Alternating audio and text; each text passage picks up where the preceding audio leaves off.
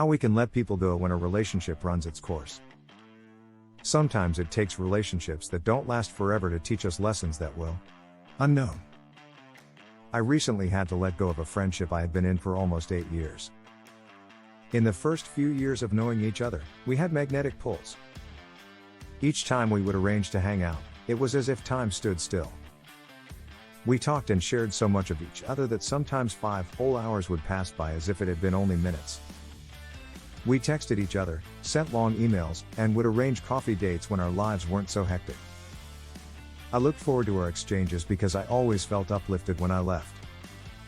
I would walk away with a new inner growth feeling, and I'm sure she felt the same. When our friendship ended, I had to look deep into how we came together. How we became friends was vital because I realized people form bonds over certain aspects of their lives. Those people we gravitate toward are also a reflection of ourselves. We usually have similar habits, patterns, and interests. We wouldn't be drawn to one another if we didn't experience similarities. I met this particular friend of mine in a healing community. I was in massage therapy school, and I was looking for people interested in being my case study for 6 weeks. I signed her up and saw her for weekly sessions.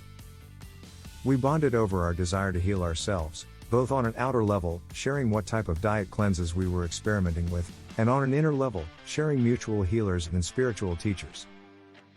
As we both made personal and spiritual growth progress, we would encourage each other along the way. The years passed by, and I started to notice that it was becoming infrequent for us to meet face to face. We became more of a support for each other through just texting. Even the emails dropped off. We lived 20 minutes from each other, yet we struggled to find time to see each other, and when we did, it was usually for my invite. I soon noticed more and more distance between us, especially as I entered into a deep space of inner healing. The more inner work I did on myself, the more I could clearly see the aspects of the current relationships in my life. People started to fall away. I discovered that as I found my inner strength and the ability to be true to myself, the people with whom I had codependent relationships were no longer interested in what I had to offer. My creative gifts were opening up, and I was sharing them. I found this specific friend unable to offer support for my newly found ventures, and she shared critical remarks of what I was doing. She would speak words of upliftment for herself, comparing what she had done to what I was currently doing. This behavior of hers was the last red flag I needed from that friendship. I had seen plenty over the last year and a half, so we simply stopped communicating. I'm certain she could sense the falling away of our connection, too. We just really had nothing else in common anymore. This experience had me pondering why these endings occur. I wanted to explore the deeper meaning of how people come together and how they fall apart. I can guarantee that if you're human, you've encountered these kinds of breakups. They can be sad and painful, especially if we try to cling to them. In my case, I was fully ready to release the friendship. I saw the writing on the wall early on. More than likely, we could have ended it a lot sooner than we did. How we bond. When we create friendships or romantic relationships, we typically bond over specific aspects of ourselves or our lives. Sometimes those bonds are not formed from a healthy space, yet sometimes they are. When we feel a magnetic pull to another person, that energy exchange makes us want to be in their presence more and more. And the more time we are together, the more we see commonalities in our lives and our personalities. We truly become a reflection for one another, both in positive and negative traits. Usually, in this grand magnetic charge between two people, we learn lessons from each other to help us grow. Some people say this attraction between two people is there because we have made soul contracts. Sometimes those contracts are short, and other times, they can be lifelong. Looking at it from that perspective can help lessen the pain if a relationship or friendship comes to an end. Why the bond breaks? This last year, I found myself in the endings of two soul contracts. One with my friend I mentioned, and the other was a boyfriend, now an ex. The deep inner work I chose to do is what caused these bonds to fall away.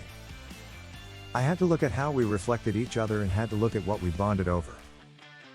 In the case of my boyfriend, we bonded over the pain of both being divorcees.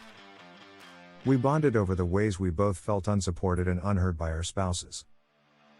But we also bonded over many similar personality traits. We were complete reflections of each other. We mirrored our wants and needs to nurture a partner, our codependent behavior, and our deeply ingrained manipulations patterns.